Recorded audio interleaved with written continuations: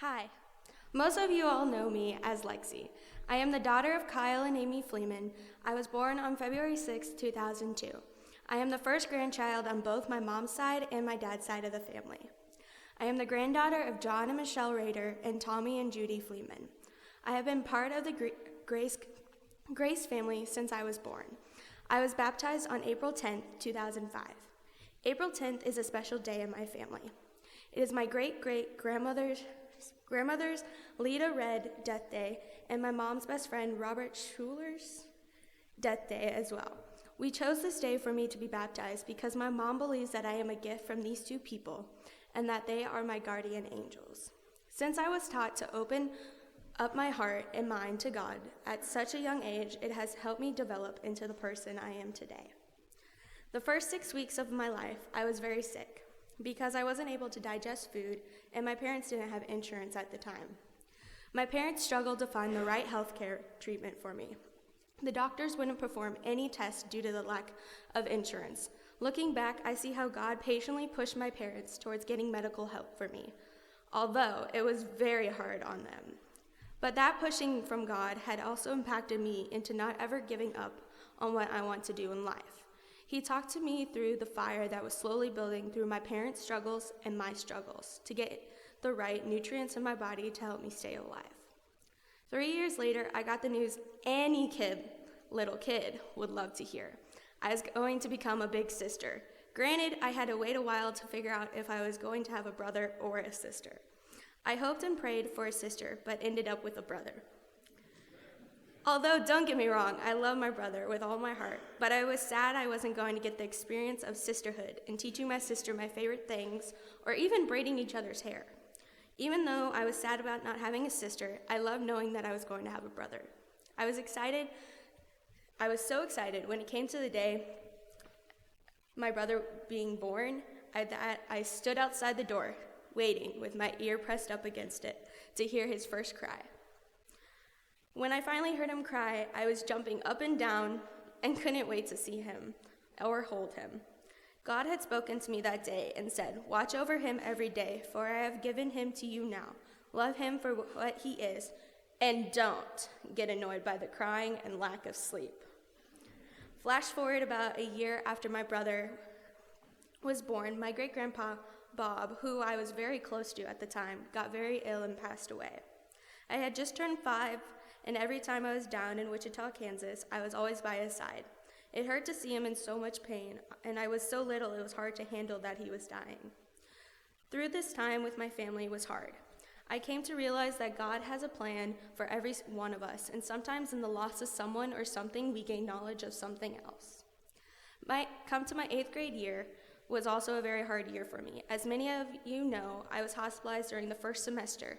Doctors thought I had appendicitis, but they soon came to realize that it was a severe kidney infection. It eventually went septic. That means it went into my bloodstream. Not good. I was scared, and what made it worse was seeing how it affected my parents. Every night I would have my mom or my dad switch off with staying with me because I didn't want to be left alone. One day I saw my dad start to cry because he was so worried about his little girl. I could tell that at some point he wished it was him going through the pain instead of me. If it was him, then it would have been even harder. This event is what I feel like God pushing me to do greater good as a pediatrician and to push myself to help other kids get better. From that point on, I pushed myself to try new things and look into the medical field and feel what I am going to get myself into. My 8th grade science teacher was amazing, and she helped me realize in one project what I wanted to do with my life.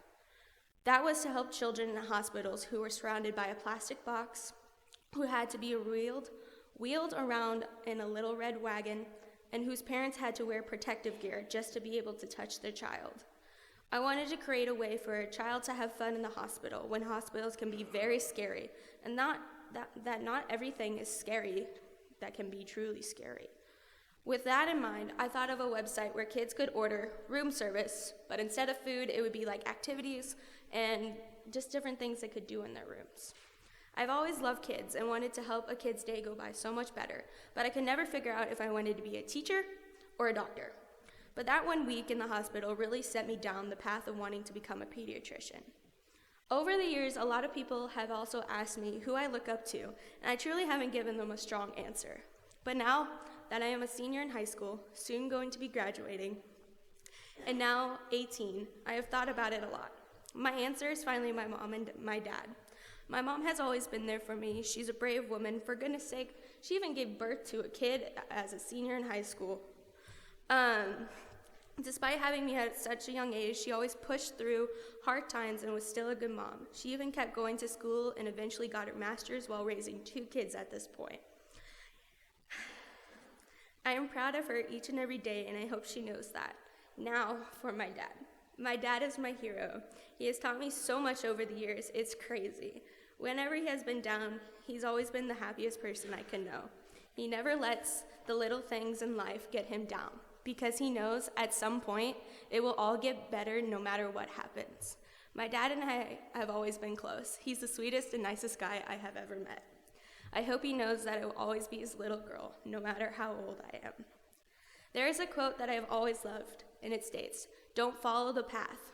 Go where there is no path and begin the trail." This was said by Ruby Bridges. I think about this quote a lot, and when I really have thought about it, I can link the connection of God talking to us through fire as starting a new path that no one else has gone through. You lead others to their destinations. But what about you? You create a new experience for others to show how they are unique in the world. You are a setting stone, a lamp at someone's feet. You are the fire that ignites us all to show who we are in the world. Thank you.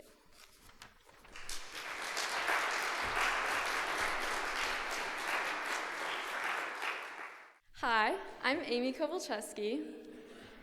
When I think about fire, the first thing that comes to mind is the warmth and comfort that comes with roasting marshmallows over a campfire. Because of this, I tend to see fire with a positive connotation.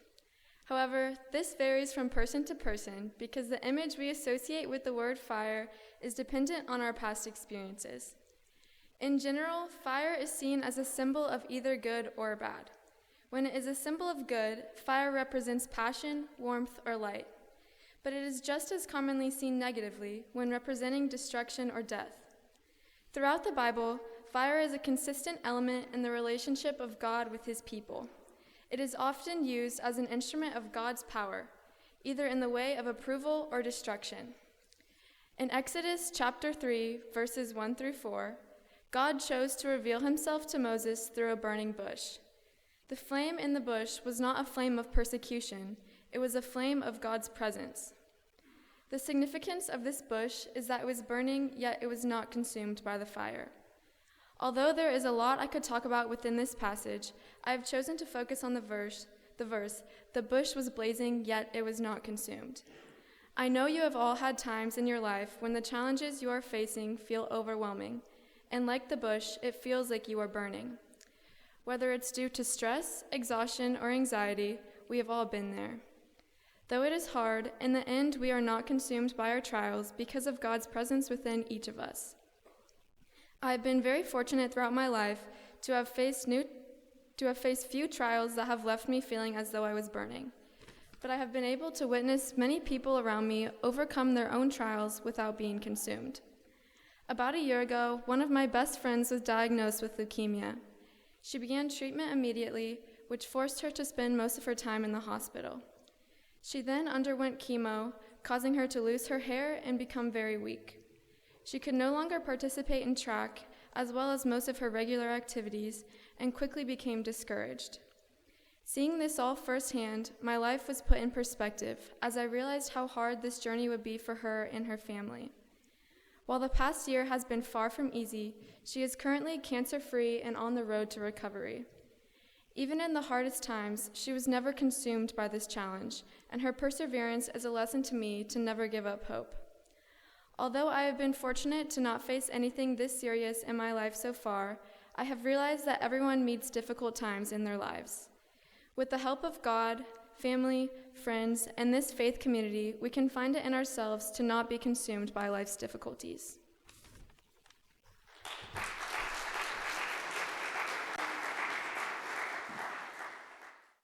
When the seniors were deciding who they wanted to read the scripture before us, everyone was like, "Oh, we should have our younger siblings read." I don't have one, so thank you, Connor. I appreciate it. When I first read this passage from James, I immediately thought of two topics: the positive and negative effects of something small, like a spark, particularly the effects of words.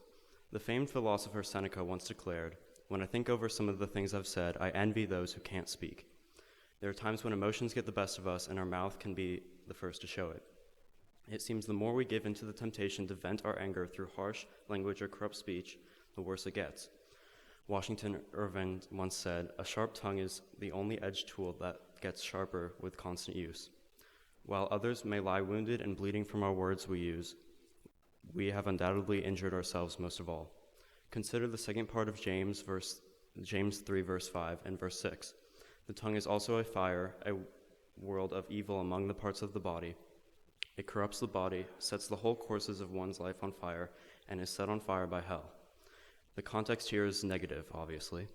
James is referring to corrupt speech, not speech in general. The forest fire is a negative illustration. It signifies destruction. The phase defiles the whole body is obviously negative, and the fact that it is set on fire by hell is all very negative. So James here is talking about corrupt speech and its repercussions. Our words can start fires. Proverbs chapter 26, verses 20 through 21. Where there is no wood, the fire goes out. So where there is no talebearer, the strife ceases. As coals are to burn in coals and wood is to fire, so is a contentious man to kindle strife. Little words can do great damage, but they can have positive impact as well. But James juxtaposes the great forest over a little fire that does all the damage. The only way to stop this kind of destruction is before it happens. Once the fire has ravaged the landscape, saying "I'm sorry" doesn't undo the damage, but expressing sorrow as the beginning of repentance is a good thing nonetheless. True sorrow and real repentance in this matter would mean changing the way we use words. At only 17 and 18, us seniors have much of our life to live, but our middle school and high school careers have had times where we sometimes fail to think before we speak. College and beyond is where and when we will find our true selves. As they say, watch your words, they become your actions. Watch your actions, they become your habits. But I didn't want to be too negative this whole sermon, as James chapter 3, verse 5 also made me think of the positive effects of the tongue. Although one spark can cause so much damage, it can ignite new beginnings. Throughout my years in high school, I don't remember many important conversations I've had. For some odd reason, what sticks with me are short interactions. I remember in my 7th grade Spanish class, there was a time when I had no confidence in my Spanish comprehension skills after recently bombing a test. Yet when we had classmates grade our own quizzes, one of my peers said, "Of course the smartest kid in the class has graded mine," when I handed her back her paper. I really don't know why this has stuck with me for 5 years. I'm not even in Spanish now. I've taken French all of high school. But you never know what people are dealing with and how much only a few words can help. Just like how negativity can set forests ablaze, positivity can spark connection. As they say, watch your habits, they become your character. Watch your character, it becomes your destiny.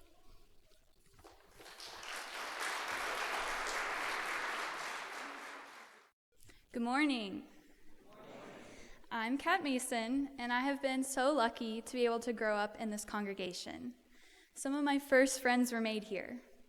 This church has watched me grow up and provided me with so many opportunities to grow my faith.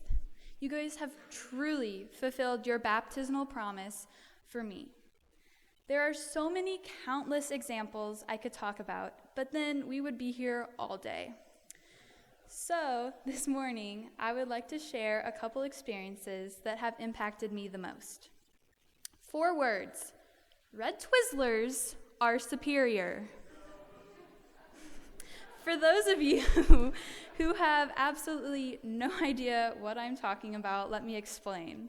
The biggest conflict in every single PNC meeting was what color Twizzler you liked best.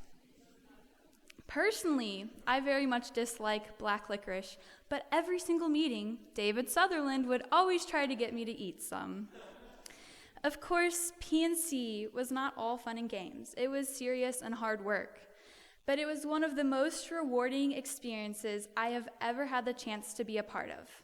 I mean, you guys allowed me to be part of a search committee that ended up bringing Mitch and Sue to us.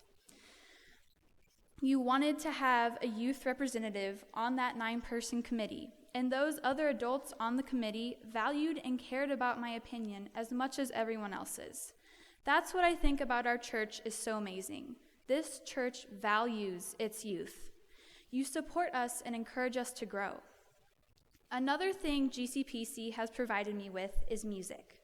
I have been able to explore my passion for music starting at a very young age. One of the musicals I was able to do, thanks to Beth Lillian, was Table for 5,000. It was a musical about the Bible story of Jesus feeding 5,000. One of our final songs was about all the people eating bread, and for a fun effect, we all got to eat bread during a small portion of the song. Well, we never really rehearsed that part until we actually gave our first performance at an outreach concert.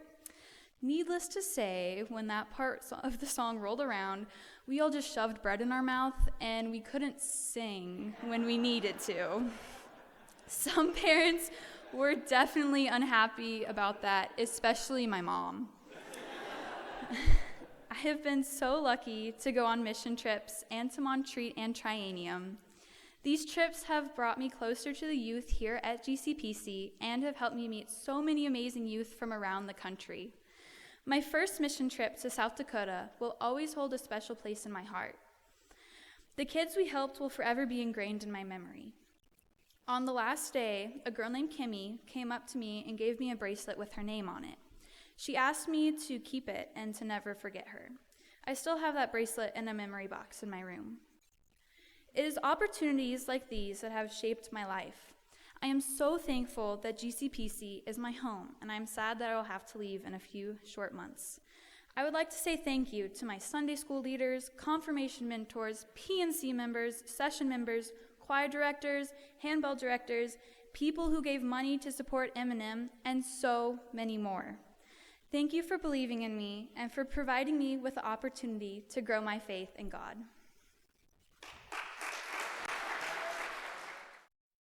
Hello, good morning.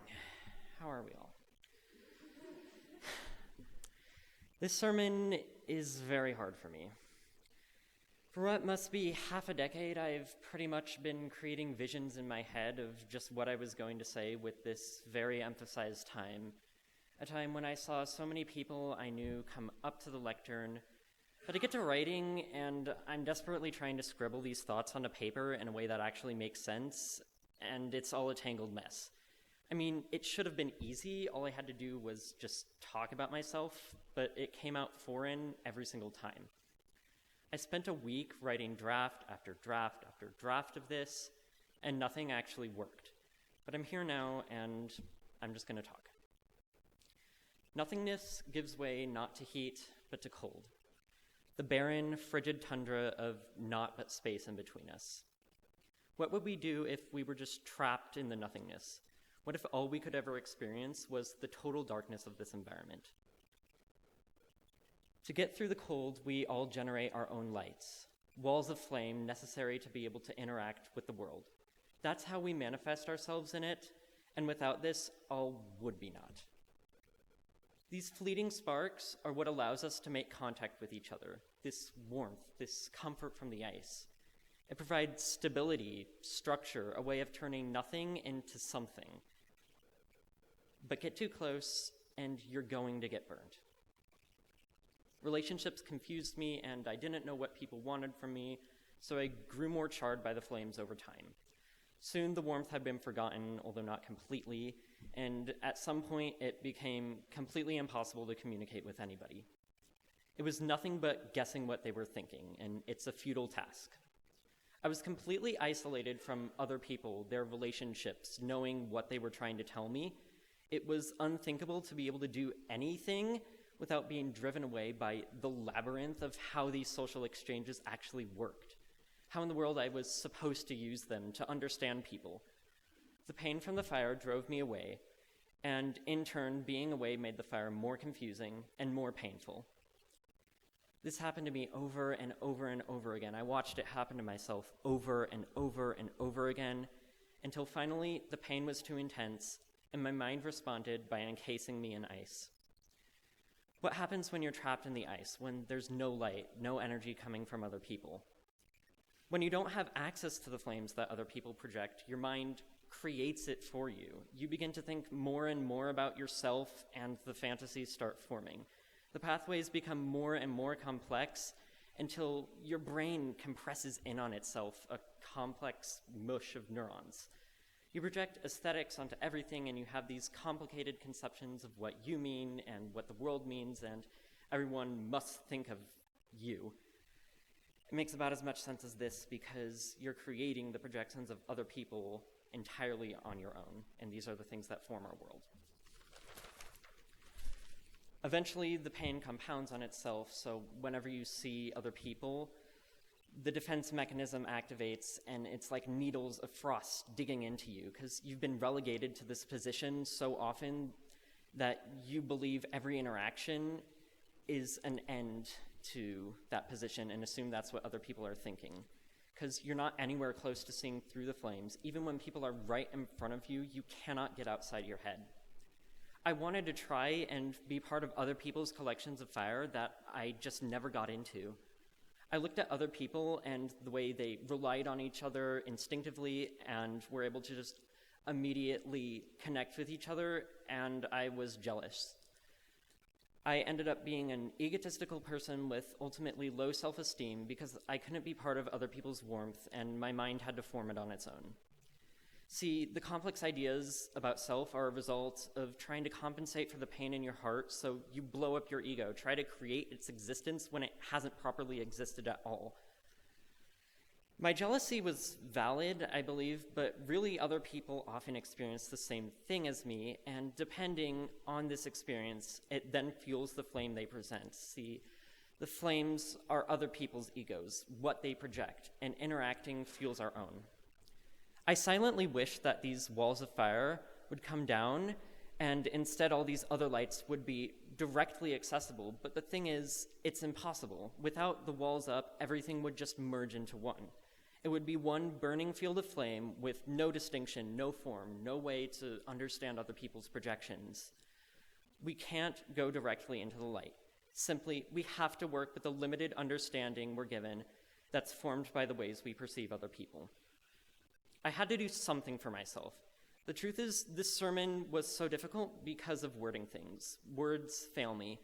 This is just an example of how hard communication, getting your ideas through these walls of flame, can really be. All this time, and now, I can only believe words are voiceless. In the end, the best thing to do for the sermon is just talking. Words are a tool, but you have to use them from your heart. You have to use them to get behind yourself and try to understand how you're feeling and present it to other people. It's incredibly difficult, but we have to try. People are intrinsically different, and this diversity has to be celebrated because it's the reason any of us exist whatsoever. We have to try our best to work with people's unique flames to fuel our worlds. I realized it was okay for this sermon to be what it is because I'm here to give it, and this is my opportunity, and I want to be honest. It's okay for us to have egos because these egos are our self-conceptions, and without it, we would have no world. The world ends with you, and to expand your world, you have to involve yourself with other people. We have to try to overcome these barriers of communication. In the Bible, God saves people from fire repeatedly, but I believe this power comes from ourselves, seeing through to other people. I'm still not so okay in a bunch of ways, but coming up here and finally saying something was a necessary step for me. I know I'm human even when there are forces believing the contrary, and our experiences shape us, and we have to work with them. You have to respect your own fantasies, your desires, your aesthetics, all these parts of the ego that come from within us, because the more you do that, the more you're going to be able to see other people and respect them, no matter how much of that wall you see. So be kind to yourself.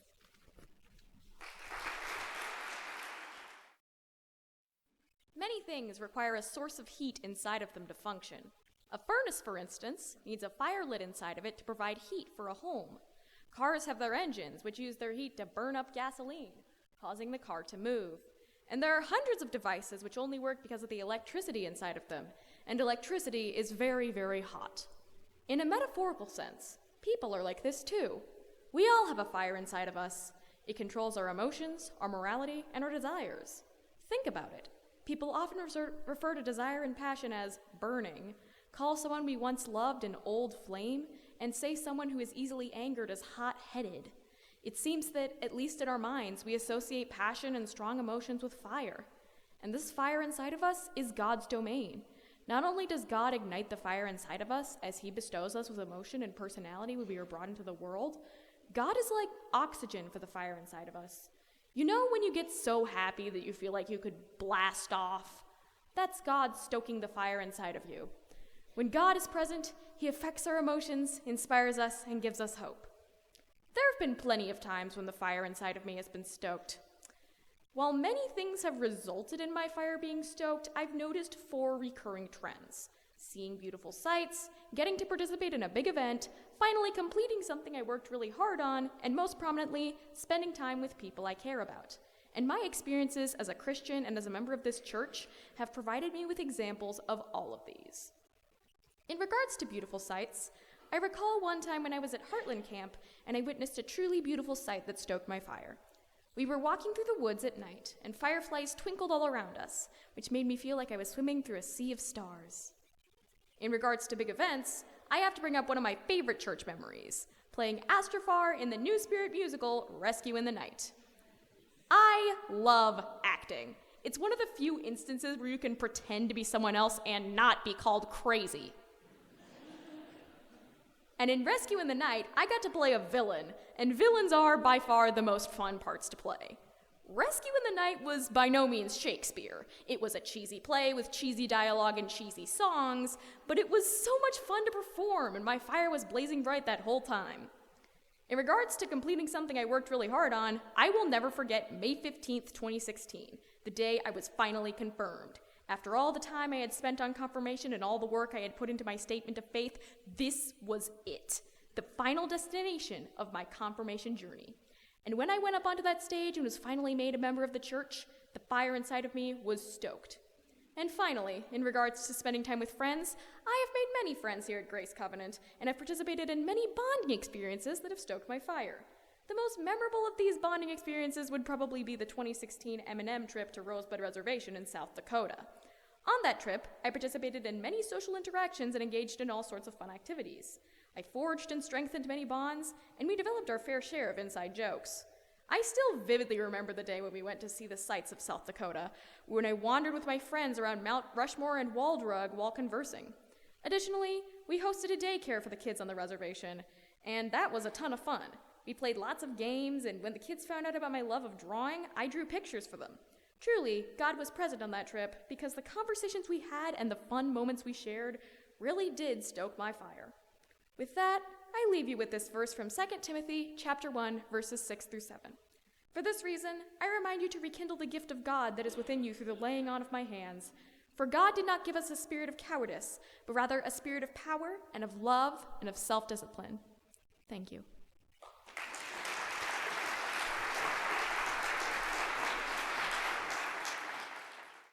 Today marks my 6,485th day of life, and every single one of those days, I have followed a pillar of cloud by day and a pillar of fire each night. What this means is that none among us are ever truly self-made. We can be proud of our accomplishments, but we must understand that no one has ever led a happy or successful life alone. When Moses and his people left for the Promised Land, they did not do so one by one. They did so in a whole group. And that kind of support is exactly what I have found here at GCPC. Although the pillar of fire in my life has not been religion, it has been many of the people that I've met who are sitting here in this room today.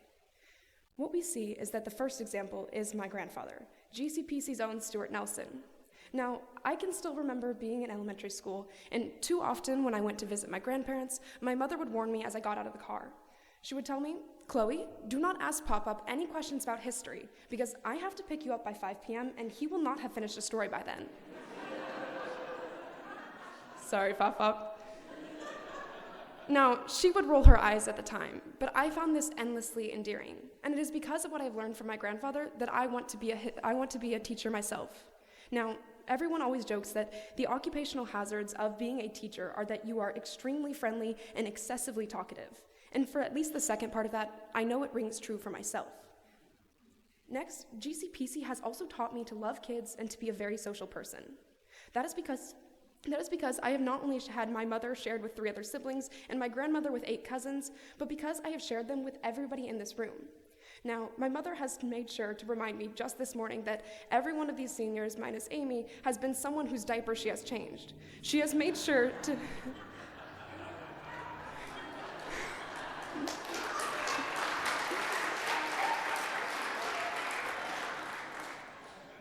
Although I've spent many years looking forward to this moment, it is only because I have been fueled by too much goldfish in the nursery here at church. Furthermore, my grandmother is not just a grandmother to me and my cousins and siblings. Anyone who has come before me and these senior servants always talk about how they too love my same Grandma Jean and how she is a grandma to everyone in our community.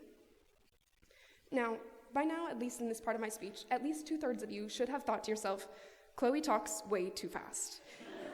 And you're not the first to come to this conclusion. But this is an unfortunate byproduct of the best decision I have ever made in my life, which was when I was a freshman to follow my older sister's footsteps and go into debate and forensics.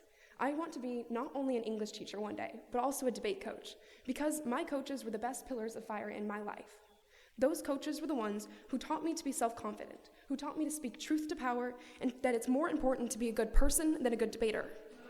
No matter what happens in that round, you need to come out of it and understand that the lessons you've learned therein will carry you far beyond what it says on the ballot.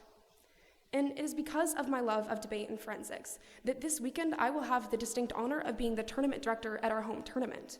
And the reason that this is extremely important at ONW is because our tournament is the biggest in the state of Kansas, even bigger than the state championship.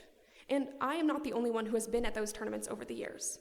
A lot of the people in this room have also volunteered, and Harold Fry was not only my confirmation mentor, but he was also the person who has been one of ONW's most consistent judges over the year, and for that I thank him. Furthermore, Cheryl Johnson has also volunteered, and we cannot do anything alone. It takes more than just coaches and individuals. Just like everything in life, you need to have a community of support around you. And now, this weekend, for the first time, Pastor Sue will also be volunteering at ONW. Now, when I talk about how large that tournament is, I did the math this morning, and if you know me, that's not something I like to do. But this weekend, we will be hosting 1,020 entries at a school where we have a team of only about 60 kids. And just like Moses in the Promised Land, those people are not working alone. Nothing worth doing is worth doing on your own. Now, more recently, debate has blended with my love of GCPC because me and some of my teammates were able to travel to the new Canyon Creek Elementary. Now, there we went to join the fourth graders as they had a debate, and we got to coach and judge them in their tournament about hydraulic fracking. It is amazing what young children can do if you simply refuse to underestimate them. And we all need to make sure that if there are young people in your lives, that you never set limits for them, because they will always blow those out of the water. While I was there, one of the teachers at Canyon Creek was Betsy Prestridge, and she was somebody who I had spent many years working on with VBS. And I even got to judge one of the rounds of Jane Prestridge, who I have known since she was very little in this here nursery.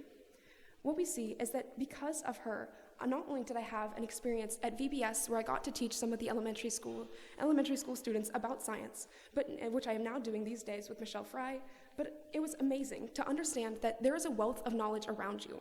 If you only understand that there are always going to be people next to you in these pews who have different lived experiences, and as long as you are open to what they have to say, you can learn a whole lot about yourself, about the people around you, and about things that you might not have known were your biggest strengths. As Moses walked to the Promised Land, he did not do so alone. His people walked hand in hand. So tonight, if you were like me, then you were taught to count your blessings before bed. But not only should you be counting your blessings, but I also ask that you count those people who are pillars of positive experience in your life, and let those people guide you. Once you count your blessings and your pillars, I think you will realize they are one and the same. Thank you.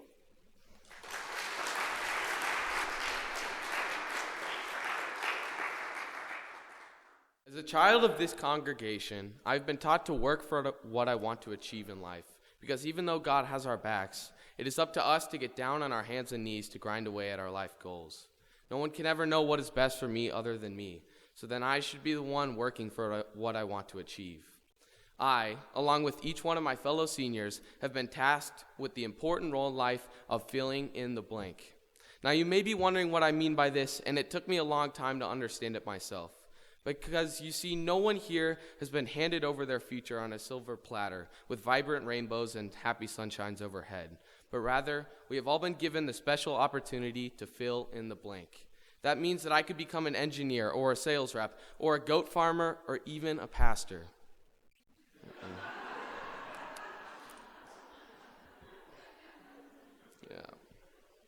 But no matter what me and my sisters and brothers choose to do, we are expected to do it to our fullest potential. Now, sometimes we will fall short of what we and others expect of ourselves, but success is not in the short term, but rather the long term. This means that we will upset people sometimes. But because of this church, we have been able to learn that resilience will always reign over. And just because today may have been a bad day, that doesn't mean that tomorrow won't be a million times better. And if not tomorrow, then the day after that. Because we have so many things to look forward to, like seeing Kat teaching our first students the ins and out of music as brilliantly as I know she will, or seeing a picture of Jacob with his wife of 50 years and extremely happy children, or seeing Amy traveling the world with her closest friends. But no matter what we do, we will begin to fill in our blanks. We will use the wise wisdom of the people who have raised us, whether that be our teachers and coaches, or our families and friends, or even in the nut jobs in our lives, such as Miles. We will use these people's kind words and inspiring moments to take on the future for whatever our blanks may be. And once I reach the end of my life, I hope to be able to look back and see all the wonderful things that this class of 2020 has done for the world. Now, these don't have to be humongous tasks that will be remembered forever in our history books. They could be things such as seeing Baird helping his team win a World Endurance Championship, or Chloe building her own tiny home on a family farm. Because at the end, when all is said and done, God will examine our lives as to whether we did our absolute best to fill in our blanks, or whether we just did the bare minimum to pass along in life. This is why I've chosen the passage from 1 Corinthians chapter 3, verses 13 through 15. Because what Paul is saying here is that once we have filled in our blanks, God will check to see whether or not our work can survive through turmoil and hardship. If it can, then we may receive the ultimate reward. And if it can't, then we have still been saved. But we may only narrowly escape through the flames that are God's test. This is why it can be so hard to fill in the blanks, because I don't know if my blanks will be too easy or too difficult to complete. What if I look back on my life and I wasn't strong enough to fill in the blanks that I had spent my entire life trying to complete? This is why it can be so hard to decide what the future holds, because no one really can. The only thing we can control is how much grit and effort we put into our blanks. So I urge each and every one of you to think about your blanks in life. Did you accomplish them? Are you still working at them? Are your blanks little tiny humans that will grow up to become the strong, confident people you see in front of you today? Because one of my blanks in life is to be able to look into my parents' eyes at graduation and to know that I was able to accomplish all the brilliant things that they saw from my childhood. And then to look into my sister's eyes at her own graduation so I can tell her how she's everything a brother could ever want and more. So I want you to hold yourself accountable and make sure that the next time you face one of your own blanks head on, you do it as if it was your last day to ever walk this earth. Thank you.